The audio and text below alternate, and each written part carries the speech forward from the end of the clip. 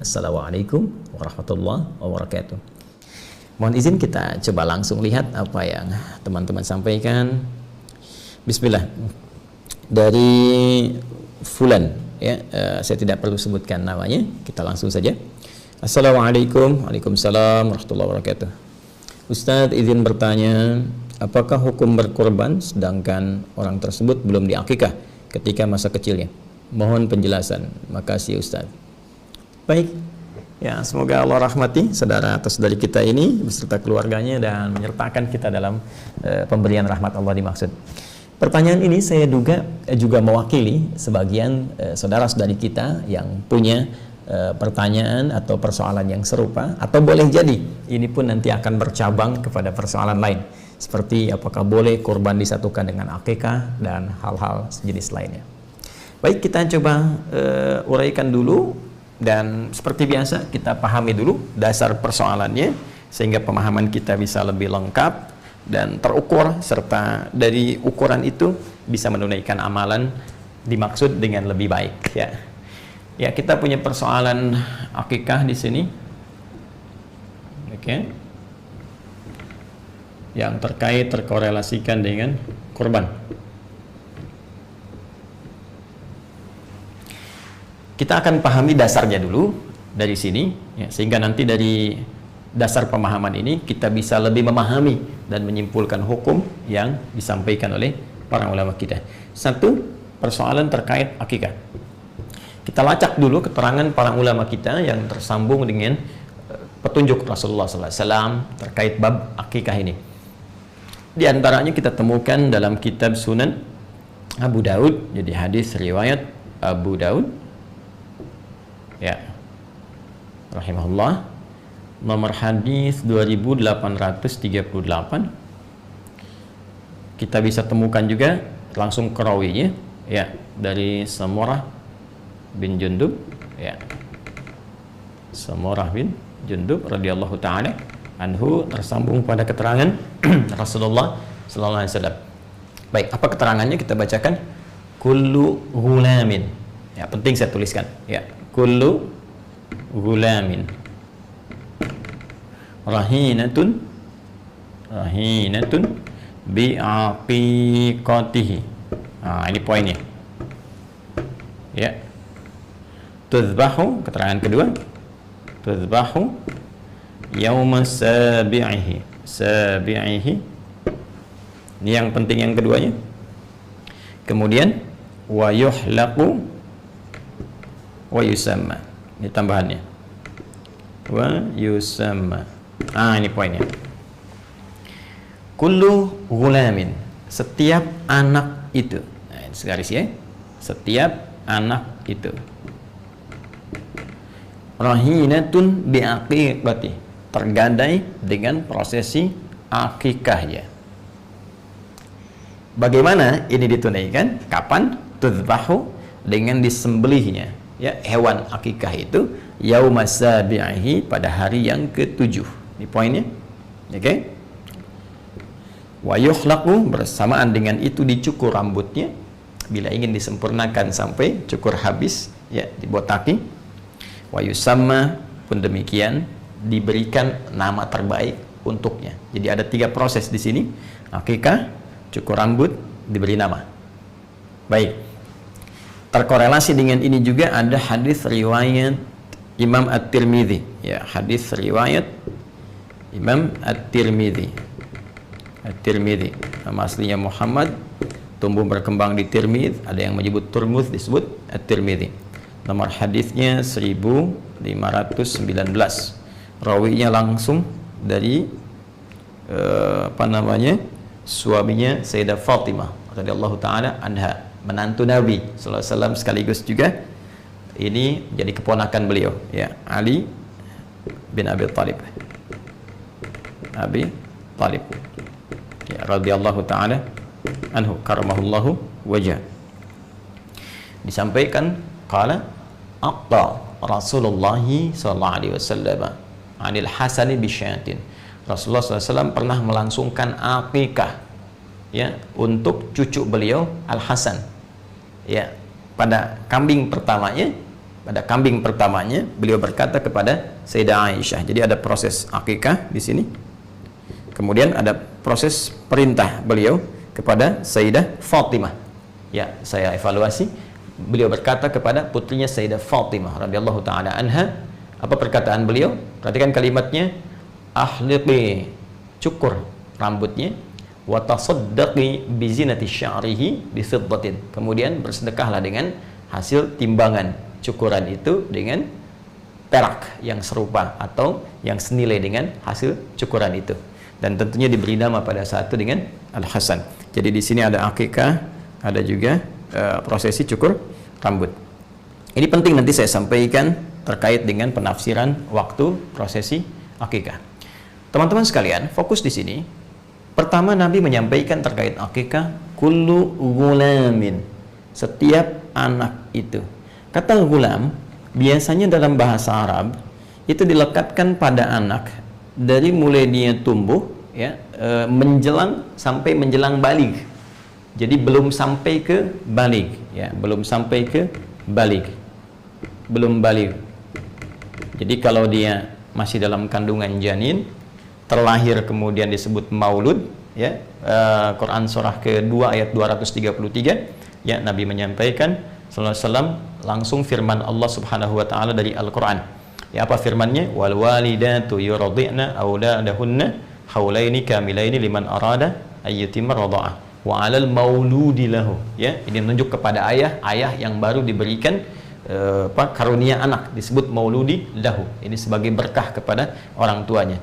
Jadi ketika anak itu lahir disebut dengan maulud, yang baru dilahirkan, lalu dari situ berproses menjadi sobi, bayi, ya, lalu tumbuh kemudian sampai menjelang balik disebut dengan gulam. Jadi dari anak itu mulai terlahir terus sobi gitu kan, dari terus usia sehari, 2 hari, 3 hari, nah kemudian sampai menjelang balik, nama umumnya disebut dengan apa? Gulam. Baik. Ustaz, gimana kalau ada namanya gulam gitu? Apakah belum balik? Nah mungkin ini pemaknaan berbeda, ya. Tapi secara umum namanya demikian.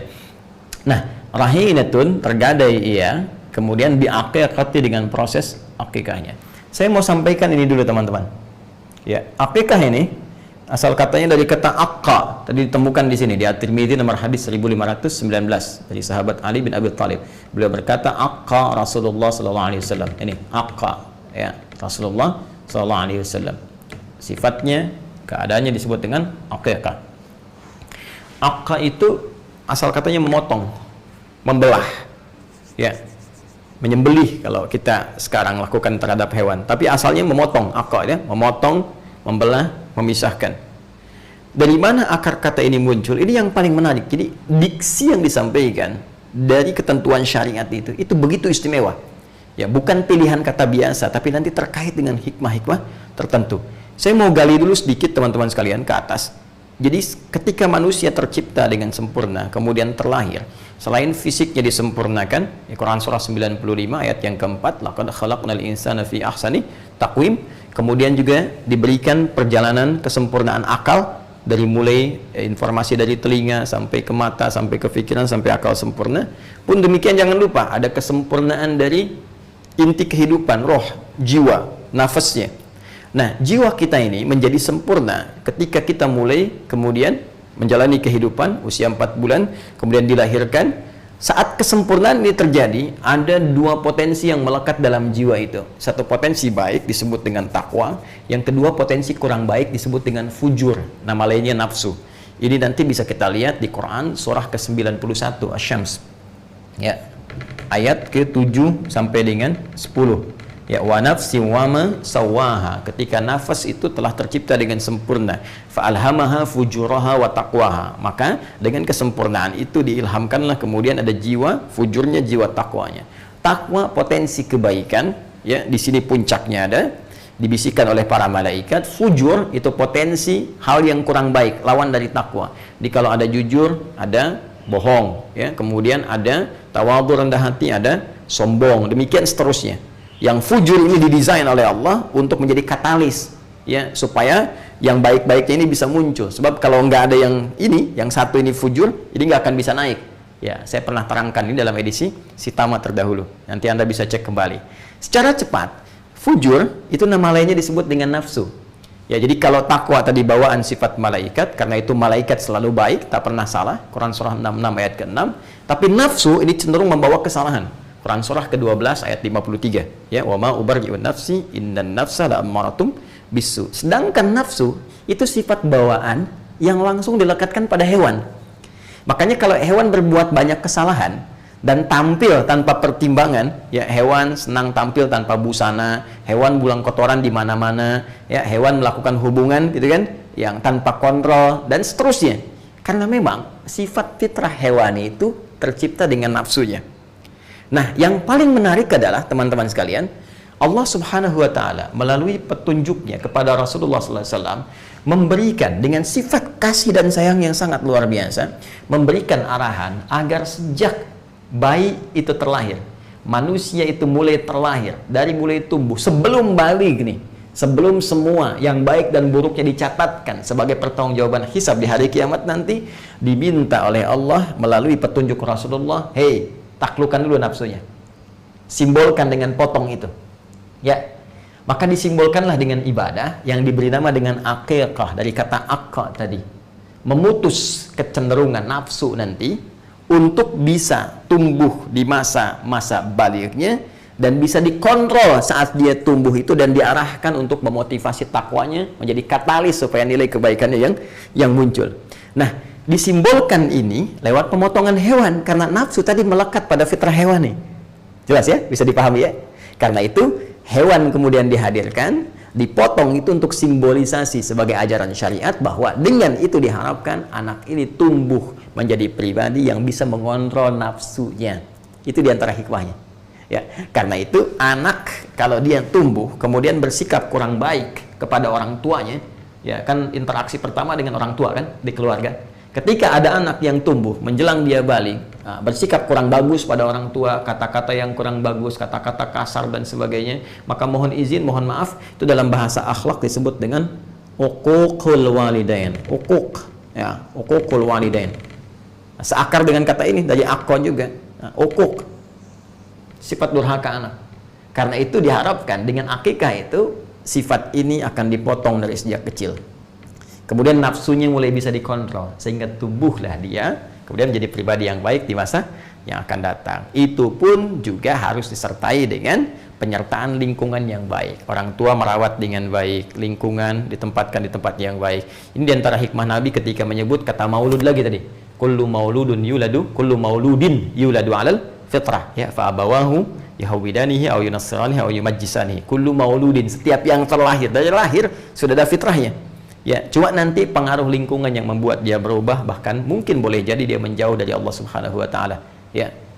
Fokus baik-baik teman-teman, jadi paham ya ini. Nah, proses ini dilangsungkan kapan? Dilangsungkan ini batas awalnya, tudzbahu yauma sabi'ihi. Disembelih akikah ini untuk menjadi simbolisasi dalam syariat tentang pemotongan potensi nafsu, batas awalnya hari ke-7. Ya. Nah, ada yang mengartikan harus hari ke-7 gitu kan, hari ke-7 di akikah, kalau nggak hari ke-7 udah lewat misalnya kan. Saya menghargai pendapat dimaksud, tapi barangkali saya lebih cenderung kepada pendapat dari ulama lain, khususnya juga yang menerangkan riwayat-riwayat ini. Siapa yang menerangkan riwayat ini? Diantaranya Al-Imam At-Tirmidzi, ya. Beliau memberikan keterangan bahwa jika tak memungkinkan di hari ke-7, ini bisa hari ke-14, ya, kelipatannya bisa, jika tak memungkinkan bisa hari ke-21 misalnya, jadi bisa hari ke-7, hari ke-14, hari ke-21. Bahkan tadi ada yang memperluas pemaknaan ini kembali ke batas akhir, ke sini, gulam. Jadi batas awalnya hari ke-7 supaya ada kelapangan, ya, masa baru lahiran langsung dipotong misalnya kambing kan juga boleh jadi bisa menyulitkan, ya, sedang fokus kepada perawatan anak belum bisa maksimal. Maka batas awalnya hari ke-7, ya. Kemudian batas akhirnya kapan? Ini kalimat ini kullu gulamin, sampai batas anak ini sebelum balik ini yang berakhir. Ya, jadi kalau sudah lewat gulam, ya sudah bukan anak-anak lagi namanya. Ya, sudah masuk kategori balik. Ini balik, sudah masuk kategori dewasa, jadi remaja, jadi pemuda dan seterusnya. Nah, jadi ini batas akhirnya di sini. Saya lebih cenderung ke sini. Ini batas awal, ini batas akhir. Ya. Nah, kalau kemudian sudah mencapai ke batas akhir ini, ya sudah. Ya, sudah tidak berlaku lagi kemudian hukum akikahnya. Ya, akikah itu ingat, hukumnya bukan wajib, ya. Akikah itu sunnah. Tapi ingat, jangan dipandang remeh, sunnah yang sangat ditekankan. Ya, kenapa ditekankan? Tadi karena ada hikmah penting yang terkait berkelindan di balik syariat ini. Jadi anak ini diharapkan tumbuh, ya. Kalau sudah tumbuh dewasa, maka ini sunnahnya ini walaupun sangat muakkad ditekankan tidak berlaku lagi, walaupun boleh kemudian Anda ganti ini ke depan misalnya dengan sedekah. Boleh dengan diniatkan ini, misalnya saya pengen sedekah, saya laki-laki waktu kecil belum sempat ibu saya mengakikah, ya, atau ayah saya setelah dewasa ingin sedekah dengan senilai akikah ini, senilai 2 kambing, boleh, sah dilakukan. Ya, tapi yang penting itu esensinya. Jadi akikah itu diniatkan salah satunya dengan harapan anak tumbuh jadi baik dan disertai dengan pengawasan orang tua dan menempatkan pada lingkungan yang terbaik. Jadi kalau ada anak di akikah terus orang tuanya tidak mengikuti ya turunan dari akikah ini, ya memang di akikah kambingnya bagus-bagus, cuma ya dibawanya ke tempat-tempat yang kurang bagus. Ya, anak baru tumbuh dibawa ke diskotik misalnya, anak tumbuh dibawa ke tempat-tempat maksiat yang nggak akan nyampe kepribadian baik ini. Ya, hikmahnya itu. Tapi kalau Anda pun orang tua belum sempat saya akikah, tapi berharap berikhtiar, nggak ada juga. Tapi orang tuanya merawat dalam keadaan yang baik, mengajarkan Quran dan sebagainya. Sehingga ketika anak ini tumbuh dewasa, muncul kesadaran-kesadaran terbaik. Bahkan dia melihat lagi keadaan sewaktu kecilnya. Nah, ketika melihat itulah kemudian ada tumbuh nilai-nilai kebaikan, dia boleh bersedekah. Tadi seperti yang saya sampaikan. Jadi hikmahnya ke sini teman-teman sekalian. Ini berpahala. Ya, tapi kalau lewat masanya, kemudian tentunya tidak ada lagi kesunahan yang ditekankan akikah, tapi boleh kemudian Anda niatkan untuk misalnya bersedekah dengan senilai ini. Persis seperti begini, tahajud itu kan sunnah muakkadah. Tahajud malam kan, sunnah muakkadah, bukan wajib ya, hukumnya, tapi sunnah, tapi sangat ditekankan karena ada banyak kemuliaan yang tidak didapatkan dalam sholat-sholat selain tahajud. Itu ada di Quran surah ke-17. Ya, ayat 79 sampai dengan 81-nya. Wa minal laili fatahajjad bihi nafilatan lak. Di antara sebagian malam bangun tunaikan tahajud. Nafilah ya, itu nafilah, penyerta ya, tapi penting. Penyerta kepada yang pokok, yang wajib diikutkan ya, sunnah hukumnya, nafilah jenisnya, tambahan. Nafilah itu tambahan. Tambahan dari yang pokok tapi penting sekali. Saking pentingnya kalau bisa tunaikan. Ya, nanti kalau ada orang sudah terbiasa tahajud, tiba-tiba malamnya nggak sempat bangun gitu, ya karena faktor tertentu besoknya, kemudian dia bangun, ya maka ada waktu-waktu yang kiranya sudah lewat dari tahajud, tapi besoknya masih ada, maka Nabi dalam satu riwayat dan disampaikan informasi dari para ulama menyampaikan amalan-amalan yang kiranya bisa untuk menggantinya. Misal dengan apa? Menambah di sholat duhanya, ya ditambahkan jumlah bilangan rakaatnya. Ya, kalau tidak pun lewat dari bilangan duha itu sampai ke zuhur, kan sudah lewat dari waktu duhanya, ya. Karena dari itu dia mungkin bisa ganti dengan perbanyak sedekah, banyak baca Quran, walaupun tentunya amalan ini tidak disamakan dengan tahajud, tapi niat itu yang diukur oleh Allah Subhanahu wa taala dan kesungguhannya untuk bisa menunaikan amalan-amalan dengan baik. Dan bahagianya kita, amalan itu ditimbang, dinilai oleh Allah berdasarkan niat dan kesungguhan. Innamal a'malu bin niyat. Kemudian tentang kesungguhan di Quran surah ketiga ayat 142. Ya am hasibtum an tadkhulul jannata walamma ya'lamillahu alladhina jahadu minkum wa ya'lamas sabirin. Untuk bisa bekal ke surga itu Allah akan melihat kesungguhan kita dalam menunaikan amalan-amalan. Nah, ini poinnya ya. Jadi dari sini bisa terjawab kalau sudah dewasa, maka tadi ya tidak harus Anda berpikir untuk akikah lagi, tapi Anda boleh kemudian memikirkan, merencanakan, berikhtiar untuk sedekah ya. Nah, seperti ini jelas. Dan sedekah yang paling bagus ya diantaranya waktu-waktu seperti ini bisa memperbanyak infak atau Anda alihkan kepada kurban tadi ya, kurban teman-teman sekalian, ini poinnya ya. Sudah. Kalau tadi mau spesifik, niatkan sedekah saja. Dan sedekah untuk dulu akikah saya yang belum sempat terlaksanakan. Ya, kemudian Anda pilihan terbaik sekarang, ya sudah saya mau sendiri saja kemudian untuk menunaikan ibadah kurbannya. Nah, sekarang muncul pertanyaan kedua, Ustaz, bisa nggak saya satukan kurbannya dengan akikah? Ini. baik dalam kasusnya serupa di sini, misal lahiran anak pas menjelang Dzulhijjah, ya kan? Begitu lahir, pas waktu-waktunya mau kurban. Bisa nggak di hari ketujuh ini, atau kelipatannya misalnya, saya sekalian kurban, sekalian akikah. Ya. Atau tadi, saya mau sedekah, bisa nggak disamakan sedekah dengan kurbannya. Nah di sini, para ulama terbagi pada dua pendapat utama. Yang pertama, teman-teman sekalian, ada di kitab Musannafnya Ibnu Abi Syaibah. Ya, Musannaf Ibnu Abi Syaibah. Ya. Itu keterangan bahwa pendapat pertama diwakili oleh kalangan mazhab Hanafi,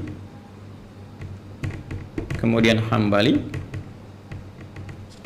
juga ada juga pendapat dari Imam Al-Hasan Al-Basri, ya, Hasan Al-Basri, juga ada tambahan dari Ibnu Sirin, ya, yang cenderung pada pendapat bolehnya menyatukan dua ibadah ini, ya, dengan satu pelaksanaan. Ya, secara inti boleh kurban misalnya, ya, sekaligus dalam kurban itu disatukan dengan niat akikah. Ya, misalnya kalau untuk perempuan lahir terus pas bersamaan dengan Dzulhijjah, dia pengen kurban, sekaligus dengan kurban itu disatukan untuk niat akikahnya. Nah, ini menurut pendapat yang pertama, ini boleh, silahkan saja, sah saja untuk dilakukan. Jadi silahkan Anda berkurban, kemudian niatkan sekalian untuk akikah. Atau dalam konteks yang sedekah ini boleh, silahkan berkurban, niatkan sekalian untuk konteks sedekah, ya, dengan berharap akikah yang kemarin-kemarin juga Allah berkenan menerima ibadah terbaiknya. Ini pendapat yang pertama. Ini saya sertakan juga ulama-ulamanya, kemudian ke atasnya di kitab yang bisa kita lacak. Kemudian yang kedua, teman-teman sekalian, ya, ada juga pendapat dari kalangan ulama Malikiyah,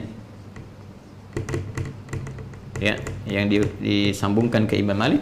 Kemudian Syafi'iyah, di kalangan Syafi'iyah yang disambungkan kepada Imam Asy-Syafi'i. Ya, ini bisa dilacak di dalam kitab Fatawa Al-Fiqhiyah Kubra, ya, Fatawa Al-Fiqhiyah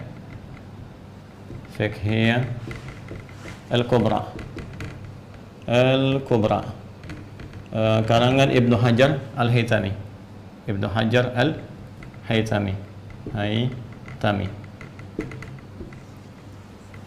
Nah, ini menarik pendapatnya. Ya, sebelum beliau mengurai boleh atau tidaknya, yang paling menarik beliau uraikan dulu esensi dari ibadah ini. Ya, perhatikan baik-baik. Teman-teman sekalian,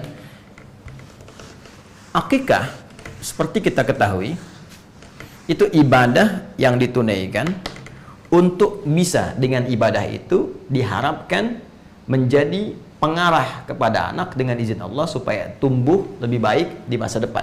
Karena itu ibadah ini spesifik ditujukan kepada anak. Kalau dalam bahasa kitabnya fidaul walad, ya, jadi penebus anak. Ini ibadah untuk anak sebelum dia dewasa. Sedangkan kurban, ini akikah, kurban itu tidak spesifik ditujukan kepada anak, tapi lebih kepada jiwa, kepada diri, fidaun nafsi, ya, kurban, ya, itu sifatnya ibadah yang ditujukan untuk mengarahkan jiwa, menata diri, ya, diri pada setiap diri, jiwa yang bersifat umum sifatnya, jadi nggak spesifik dalam rentang usia, bisa untuk anak-anak, bisa untuk orang dewasa, ya, bisa untuk bahkan kakek, nenek, bahkan ini bisa diarahkan kepada yang sudah wafat. Ya, ada orang sudah meninggal dunia kemudian ingin dikorbankan, ini masih boleh. Akikah tidak.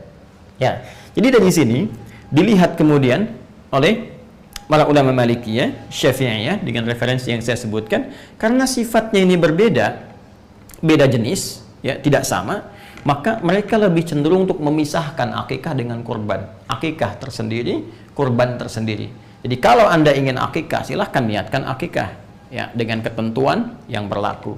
Kalau Anda ingin kurban, maka silahkan niatkan kurban. Nah, kapan waktunya? Kalau ada waktu akikah, karena spesifik akikah itu waktunya terbatas sampai menjelang dewasa, maka dalam konteks ini dahulukan akikah dulu. Jadi kalau ada pertanyaan, yang ketiga, Ustadz, mana yang dahulukan, akikah atau kurban? Maka dalam konteks ini, jika waktunya bersamaan dengan waktu spesifik akikah, anak ini lahir sampai tumbuh sebelum balik, misalnya, ada rezeki yang Allah titipkan pada kita, maka yang dahulukan akikah. Kenapa? Karena kurban ini waktunya itu masih panjang. Setiap tahun masih bisa ada. Anak telah dewasa pun masih kurban untuk diri sendirinya. Bahkan telah meninggal pun bisa dilakukan kurban yang diniatkan ditujukan untuk yang tadi yang disebutkan, yang telah wafat. Ya, jadi dahulukan akikah kalau momentumnya bersamaan. Tapi kalau momentumnya sudah lewat dari sini, Anda bisa dahulukan kurban. Jelas ya? Kurban dahulukan karena ini sudah lewat waktunya. Kecuali tadi Anda ingin bersedekah untuk berniat menutup akikah yang telah lalu, bukan ibadah akikahnya tapi sedekahnya yang Anda lakukan. Maka itu pun terpisah. Silahkan bersedekah di waktu yang lebih umum dan dahulukan kurban di waktu yang bersamaan dengannya, yaitu waktu-waktu di awal Dzulhijjah sampai dengan hari tasyriknya. Nah, ini analoginya begini. Jadi dalam syariat itu, ini tajam sekali ya, tajam sekali. Dalam syariat itu, teman-teman sekalian, jadi ibadah yang bisa disatukan, ya, pertama itu jenisnya serupa, jenisnya sama. Yang kedua, yang diikutkan itu bukan ibadah pokok, ya, bukan ibadah pokok, ibadah penyerta sifatnya. Ya, contoh begini, saya contohkan sholat lah yang paling gampang, sholat. Ya, sekarang kita ingin menyatukan jenis-jenis sholat. Ya, jenisnya sama-sama sholat. Ya, sholat dengan sholat kita ingin satukan. Sekarang yang satu misalnya kita ingin sertakan kepada yang lain. Maka yang boleh disatukan itu yang sifatnya bukan pokok. Ya, bukan ibadah khusus dengan nama tersendiri. Contoh, tahiyatul masjid. Ya, sholat tahiyatul masjid. Tahiyatul masjid itu bukan sholat yang berdiri sendiri. Tapi lebih menunjuk pada keterangan Rasulullah setiap sholat 2 rakaat yang ditunaikan sebelum kita duduk di masjid. Semua jenis salat 2 rakaat. Kalau bahasa nabinya, bima makna qala Rasulullah sallallahu alaihi wasallam, "Idza dakhala ahadakumul masjidah." Ya, idza dakhala ahadukumul masjidah fala yajlisa hatta yusalli rak'atain. Idza dakhala, apabila akan masuk ahadukumul masjidah, satu di antara kalian ke masjid, ya fala yajlisa, maka jangan langsung duduk. Jangan di sini sifatnya menunjuk kepada larangan yang diutamakan dalam pengertian sunnah. Kan? Ya, hatta yusalli rak'atain, sampai dia salat 2 rakaat. Ya, jadi salat dulu 2 rakaat, kemudian baru dia duduk untuk i'tikaf. Ini sifatnya sunnah. Ya, artinya dalam keadaan terdesak pun dia kemudian mesti duduk, langsung duduk saja. Jangan dipaksakan kemudian sunnah menghambat kepada sesuatu yang lebih utama. Contoh dalam kasus khutbah Jumat. Ini banyak saya temukan, khatib sudah naik ke atas mimbar, bahkan tengah-tengah khutbah, orang datang terlambat, terus maksa masuk ke dalam, masih tahiyatul masjid. Ya, yang paling celaka, yang masuk 1, 2, 3, 4 orang, khatibnya sudah masuk khutbah kedua, udah mau ditutup, datang sholat lagi. Ya, kapan ditutupnya? Ya, karena itu dalam mazhab Maliki, kalau sudah khatib naik ke atas mimbar, ini tidak dianjurkan tahiyatul masjid, langsung duduk. Ya, kecuali dalam kondisi tertentu, ya, kasusnya seperti Sulaik Al-Ghatafani di zaman Nabi SAW yang ingin dikenalkan kepada jamaah bahwa ini ada orang baru, bukan orang Madinah, yang butuh bantuan. Karena itu beliau tunjuk untuk sholat, ya, sedangkan beliau masih menunaikan khutbah. Ini pembahasan lain nanti ya, supaya tidak melebar. Nah, jadi jangan langsung duduk kecuali sholat 2 rakaat. Sholat apa yang dimaksud? Ya, sholat apa saja. Bisa sholat wudhu, setelah wudhu masuk masjid sholat. Ya, bisa sholat duha. Ya, jadi umum sifat sholatnya. Di setiap sholat yang ditunaikan saat masuk ke masjid 2 rakaat itu sama dengan nilainya tahiyatul masjid. Karena itu tahiyatul masjid itu bisa dimasukkan ke dalam setiap sifat sholat apapun yang ditunaikan sebelum duduk. Jadi kalau sudah Anda masuk misalnya, ya sudah, nggak usah Anda tunaikan satu sifat. Ya, contoh begini, mohon maaf ya, ini untuk simpel ya penyatuan. Anda datang subuh ke masjid, masih ada waktu 5 menit sebelum qomat, kan?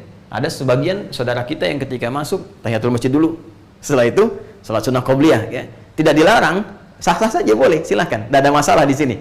Tapi sebetulnya Anda bisa membuat simpel. Bagaimana caranya? Masuk, tunaikan 2 rakaat sebelum subuh. Ketika Anda tunaikan qabliyah subuh 2 rakaat sebelum subuh, ya itu saat masuk masjid lalu Anda duduk i'tikaf, itu sama nilainya, sudah mencakup kepada tahiyatul masjid. Ditunaikan satu sholat sudah mencakup 2 sholat di sini ya disatukan dalam satu ya syariat yang sama, dalam satu pelaksanaan yang serupa. Jadi sisanya tahiyatul masjid digabungkan dengan tadi qobliyah subuh, ya niatnya qobliyah subuh, penamaannya sudah masuk tahiyatul masjid dengan sifatnya. Dari situ sisa waktunya Anda gunakan untuk berzikir, bisa berdoa, kan mustajab ya di antara adzan dengan iqamah. Ya, dengan demikian Anda teruskan amalan-amalan lainnya. Ini menyatukan dua jenisnya sama-sama sholat, yang satu bukan pokok. Nah sekarang gini, akikah dengan kurban, jenisnya sama nggak? Sama-sama nyembelih hewan, ya kan? Sama-sama menyembelih kan? Bahkan hewannya bisa sama, kambing kan sama kan? Baik, kambing dan sejenisnya itu bisa ada kesamaan. Cuma sekarang, apakah yang satu pokok, yang satu bukan, atau dua-duanya pokok, satu ibadah yang terpisah? Nah, ternyata setelah diteliti, ini dua-duanya menjadi pokok dan dua ibadah yang terpisah. Kurban, akikah. Bahkan batasnya tertentu. Akikah punya batas, kurban juga punya waktu tertentu yang boleh jadi tidak sama dengan batas akikah.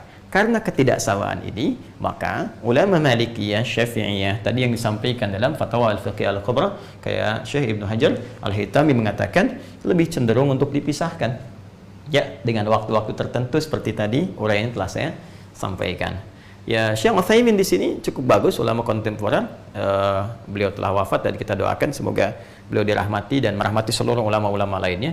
Saya sebut Syekh Utsaimin untuk mencontohkan sikap ini loh, yang tadi. Beliau itu kan Hambali, jadi pengikut di mazhab Imam Ahmad bin Hanbal. Kemudian juga salah satu ulama yang sangat istimewa di rezim Saudi yang sekarang ya. Dan beliau telah wafat dan beliau punya corner ya, pojok Syekh Utsaimin di Hotel Sofwa. Jadi kalau Anda masuk ke Hotel Sofwa, masuk dari pas jajar dengan Masjidil Haram itu lurus, sampingnya Zamzam persis nempel ya. Anda lurus masuk, kemudian dari situ naik eskalator pertama, masuk, kemudian ada toko-toko, naik lagi satu eskalator ke atas lagi ya. Begitu naik eskalator ke atas, sebelah kanannya ATM, tukang es krim, balik ke kiri. Nah, dekat ke kiri itu langsung ada pojok Syekh Utsaimin di situ. Jadi Anda bisa lihat. Terus naik lagi ke atasnya itu sofa ya, sebelah kanannya tukang cukur 30 real. langsung bersih gitu. Nah, itu ada di situ. Syekh Utsaimin cukup menarik. Beliau itu condong kepada mazhab Hambali sebetulnya. Ya, kata beliau bisa disatukan, tapi akan lebih bagus kalau menurut saya pribadi, kata beliau, bisa dipisahkan. Jadi kalau ada anggarannya, kalau anggarannya itu bisa mencakup dua ini, kata beliau akan lebih bagus kalau dipisahkan. Jadi mengambil yang pertengahan, satu untuk akikah, satu lagi untuk kurban. Saya ingin menunjukkan betapa sikap para ulama-ulama itu begitu objektif, begitu teduh, kan? Kemudian saling menghargai pendapat yang lain, saling mencari jalan tengah. Terus tidak ada berniat untuk menjatuhkan, mencela, apalagi ingin menganggap yang lain mesti turun, yang ini mesti naik, tidak. Dan itu sebetulnya bagian dari karakteristik yang harus dimunculkan dan kita saling mendoakan. Nah, untuk itu kembali kepada pertanyaan tadi, kita simpulkan bahwa dalam konteks ini bagi yang sudah masuk dewasa, kan melewati batas masa baligh, akan lebih baik kalau ada kelebihan rezeki bisa bersedekah, kan, dan salah satunya diniatkan bisa menutup akikah yang telah lalu, kemudian ya sampaikan, masa iya kemudian akikah lagi, kemudian cukur lagi sampai botak, terus namanya ditetapkan lagi, kan, juga harus ada penyesuaian. Kemudian yang kedua, jika ada bersamaan akikah dengan korban, mana yang dahulukan? Saya pribadi tadi lebih cenderung kepada sikap yang diambil oleh para ulama Malikiyah, Syafi'iyah. Jika memang ada rizki yang berlebih, kita bisa pisahkan antara akikah kemudian dengan kurban, karena ini dua pokok ibadah yang berbeda, yang tidak sama, yang ketentuannya juga memiliki ketentuan masing-masing. Jadi kalau waktunya pas anak itu lahir, saya lebih cenderung akikah dahulukan ya, karena kurban bisa masuk di masa-masa berikutnya. Walaupun Ustadz, bagaimana kalau anak itu wafat? Kan bisa kurban diniatkan untuk anak, tapi kan nggak bisa akikah diniatkan untuk anak kalau anaknya sudah wafat, ya. Baik, jadi dahulukan akikah dulu. Nah, kalau terbalik situasinya sudah dewasa, maka dahulukan kurban dulu ya, karena waktunya khusus. Nanti setelah kurban, kalau Anda ingin bersedekah mengganti yang akikah, maka itu silahkan dengan segala kelapangan, dan semoga Allah menerima amal ibadah dan merahmati kita semua. Kurang lebih ini ya, saya bisa menjawab dari awal dengan cepat, misalnya ini hukumnya begini, paling-paling selesai 2 menit, 3 menit. Tapi kan kedalaman ini nggak kita temukan. Jadi mohon izin untuk bersabar kalau sekiranya ada pertanyaan. Saya bahas kadang mungkin, wah ini kok kemana-mana, bukan kemana-mana, karena memang korelasinya ke situ gitu ya. Jadi agak lebih panjang supaya kita bisa memahami dengan lebih baik. Saya kira itu, barangkali ada keterangan ulama lain yang lebih baik, dan sangat mudah Anda bisa meninggalkan apa yang saya sampaikan dan mengambil pendapat ulama lain yang kiranya lebih mudah untuk diamalkan sesuai dengan ketentuan Al-Quran dan Sunnah Rasulullah SAW. Demikian teman-teman sekalian, semoga bermanfaat, ya, semoga Allah memberikan taufik. Subhanakallahumma bihamdika asyhadu an la ilaha illa anta astaghfiruka wa atubu ilaik wa akhiru da'wana alhamdulillahirabbil alamin. Assalamualaikum warahmatullahi wabarakatuh.